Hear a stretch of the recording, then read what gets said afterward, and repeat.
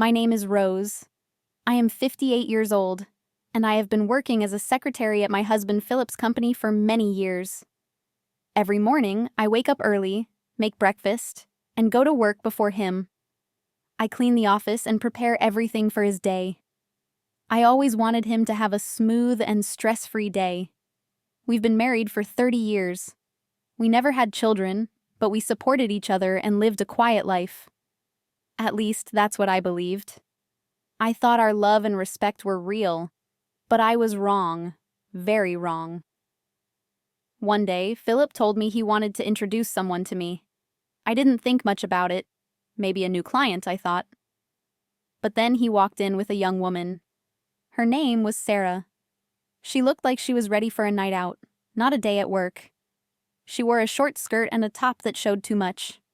She smiled brightly at me, but something about her made me feel cold. Philip said she would be my new coworker. He even said I should teach her how to be a secretary, just like me. I didn't understand. We had never hired someone so young or so inexperienced. When I asked about her age, Philip proudly said she was 23 and full of fresh energy. He said she would boost everyone's mood in the office. I stood there, unable to say anything. Then he left, leaving me alone with Sarah. She turned to me and asked my age. When I told her, she laughed. "You're as old as my grandma," she said. Her words were sharp. She said I looked tired and should stop working. She said Philip deserved someone young and beautiful like her. I tried to stay calm, but inside I was shocked and hurt. Sarah kept saying rude things, making fun of my age, my job, and even my marriage. Then she said something that made my heart drop. "Why don't you retire as Philip's wife, too?" she whispered. I couldn't believe it. She didn't just want my job. She wanted my husband. I told her to leave the company, but instead of fighting, she cried loudly. She acted like I had bullied her. Then she ran out of the room. I didn't understand what had just happened. It didn't feel real. A few minutes later, Sarah came back, this time with Philip. His face was angry. He shouted at me. "Why did you yell at her?" he asked. I tried to explain what she had said, but Sarah had already played her trick. She had recorded part of our talk, starting only when I raised my voice. On the recording, it sounded like I had attacked her for no reason. Philip didn't ask me anything. He just believed her. He fired me on the spot. After all the years I spent helping him, he threw me away like I meant nothing. I left the office in silence. My heart was heavy. I had worked so hard for him, for our company, and for our life together. And now, he replaced me with someone half my age. Days passed, then weeks. Then one day I got a call from the office. I was surprised. Maybe Philip had realized the truth? Maybe he wanted to apologize? I went back, full of hope. But when I opened the door, I saw Philip and Sarah holding hands. "We're getting married," Sarah said, smiling. Philip handed me divorce papers. "You're too old now," he said.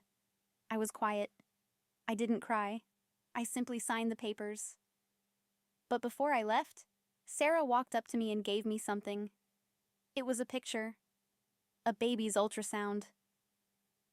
"I'm pregnant," she whispered in my ear.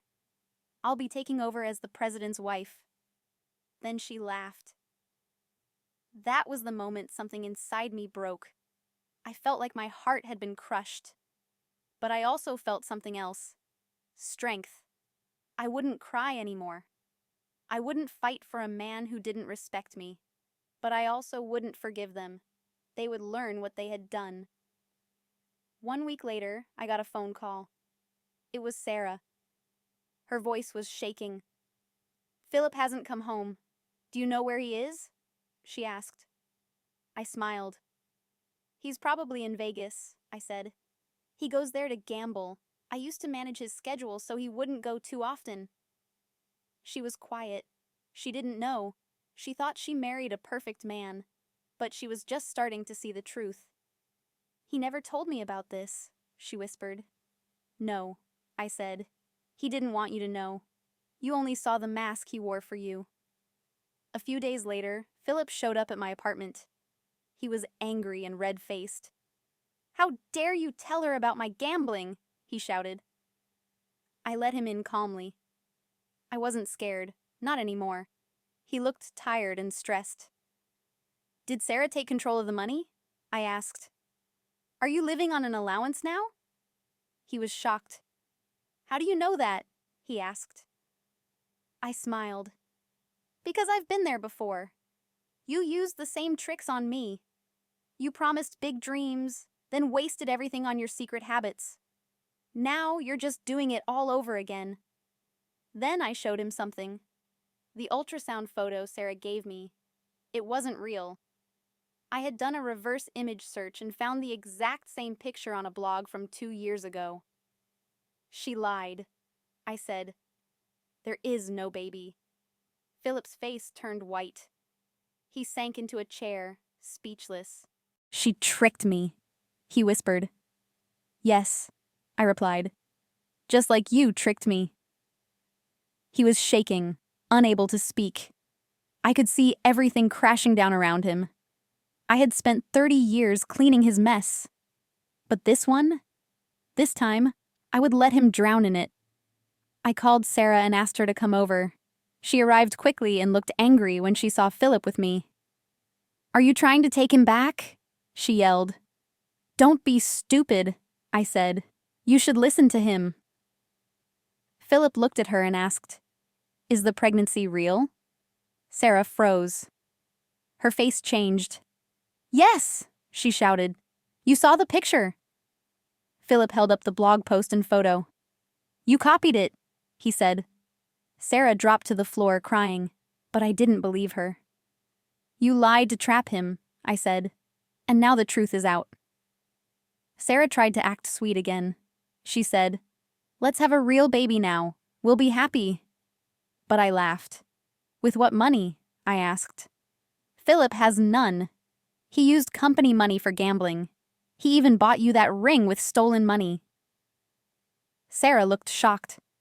"You said we'd be rich," she screamed at Philip. He tried to calm her, but she was furious. "You're just a broke old man," she shouted. Then she stormed out and slammed the door. Philip looked at me, broken and empty. "Can we start over?" he asked. "No," I said. "I never want to see you again." Soon after that day, Philip was arrested. Joseph, his brother, pressed charges. He had stolen too much money, and the law couldn't ignore it. Philip thought he would be saved, but no one came for him. Not me. Not Sarah. She was also arrested for scamming other men. She had lied about pregnancy many times before. They were both trapped in their own lies now.